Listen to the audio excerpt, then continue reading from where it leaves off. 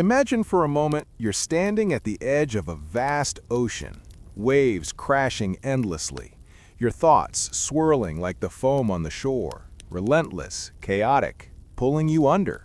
What if I told you that the key to true freedom isn't in chasing more achievements, more possessions, or even more clarity, but in something profoundly simple: emptying your mind?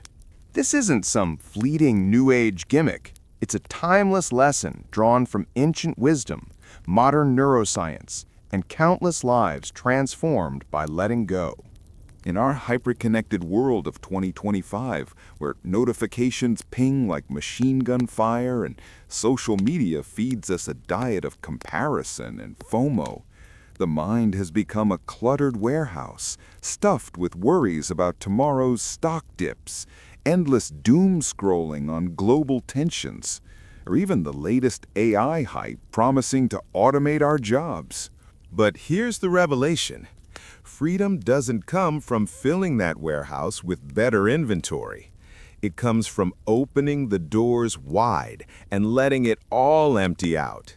Think of it like hitting reset on a glitchy smartphone. Sudden lightness, sharper focus, and a life that flows instead of fights. This lesson, echoed across philosophies from Zen Buddhism to Stoicism and backed by contemporary studies on mindfulness, isn't about becoming thoughtless or lazy. It's about reclaiming the space between stimulus and response, where real choice and true liberation resides. As we'll explore, emptying your mind isn't erasure.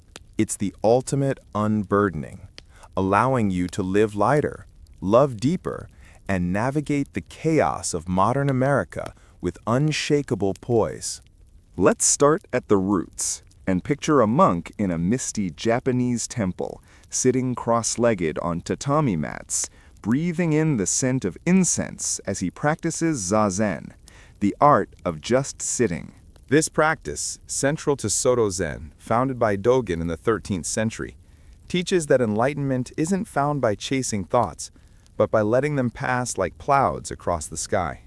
Fast forward to ancient China, where Lao Tzu, in the Tao Te Ching, urged people to empty themselves and let the mind rest at peace.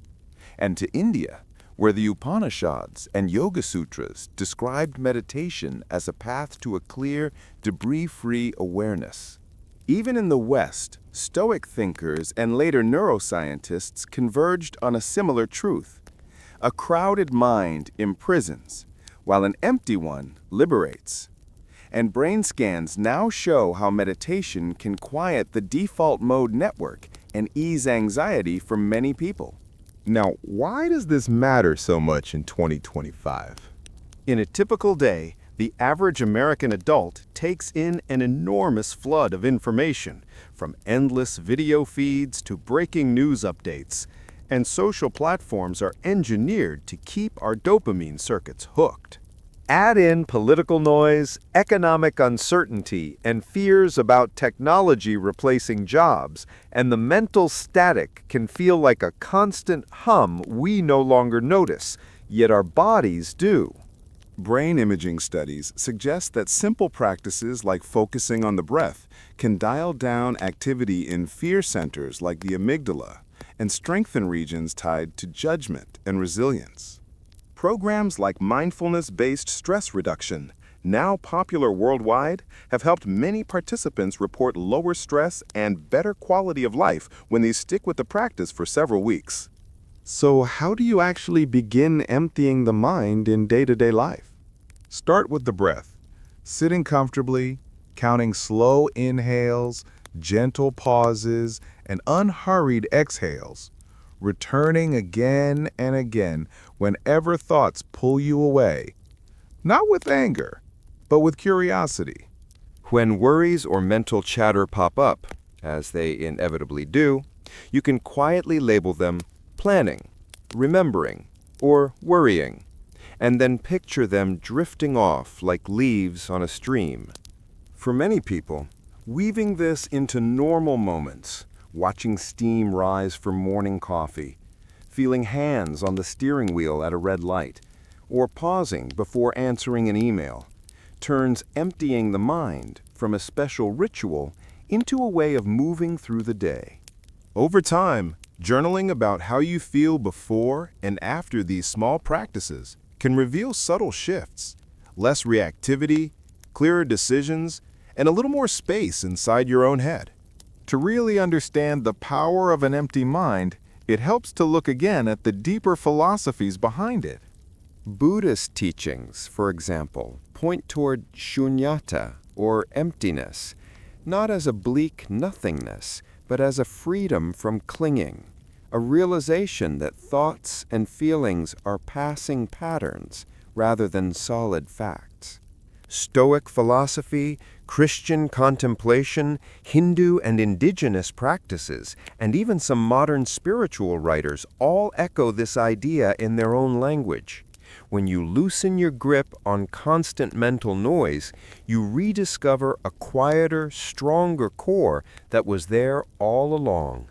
Real lives bring these ideas down to earth. Someone laid off from a long-time job, for example, might arrive at a meditation retreat full of anger and fear, only to discover after days of silence that underneath their stories of failure lies a surprising sense of possibility. Another person, grieving the loss of a spouse and overwhelmed by news about storms and crises, may find that daily loving-kindness practice slowly softens the heaviness, turning raw pain into fuel for helping others. While results differ for everyone, surveys in recent years suggest that a growing number of older adults in the U.S. are using mindfulness and meditation as tools to lower stress and feel more grounded. Of course, the path isn't without challenges. Many people say, "I can't stop thinking." And that's where teachers often suggest shifting from fighting thoughts to befriending them, using gentle frameworks like RAIN: recognize, allow, investigate, nurture, to ride out emotional storms. Practical issues matter too. If you're sleep deprived, scrolling late into the night, or dealing with health problems, emptying the mind may need to begin with basics like better sleep habits, movement, and, when needed, support from therapists or doctors who can integrate mindfulness into evidence-based care. For older adults or those with mobility limits, chair yoga, brief breathing exercises, and very short micro-moments of awareness throughout the day can be just as meaningful as long silent retreats, and health research increasingly explores these adaptations. For those who feel called to explore further, there are more advanced approaches that some traditions described. Certain deep meditative states in Buddhist practice, sometimes called absorptions, are described as experiences of profound stillness and joy beyond ordinary thought, and some small studies using EEGs and brain imaging have tried to map what these states look like in the brain. Other teachings, like non-dual awareness or self-inquiry, encourage asking, "Who is thinking this thought?" and resting not in the story, but in the quiet awareness that notices the story, a process some therapists and spiritual coaches carefully weave into modern healing work. Alongside such practices, more physical approaches, cold water exposure, mindful movement forms like Tai Chi and gentle breath work, have been explored in research for their potential to support focus and anxiety reduction, though these should be approached gradually and, when in doubt, with medical guidance. Emptying the mind also reshapes relationships. When you're less tangled in your own mental noise, it becomes easier to listen to a partner without rehearsing your reply, to stay present with a child's story instead of drifting into work stress, and to let loved ones be imperfect without instantly reacting. For empty nesters, caregivers, or those moving through grief, a quieter mind can turn lonely silence into a place where memories, gratitude, and new possibilities can arise, rather than just echoes of what was lost. Professionally, the benefits can be surprisingly practical. Leaders and workers who practice even small amounts of mindfulness often report clearer priorities, less impulsive decision-making, and more creativity when facing problems that don't have obvious answers. Some corporate and medical reports in recent years have linked regular mindfulness training with modest boosts in productivity and reduced burnout, especially when organizations support realistic workloads and not just mindfulness as a quick fix. On the health front, chronic stress and mental clutter are associated in many studies with higher inflammation, sleep problems, and greater risk for conditions like heart disease.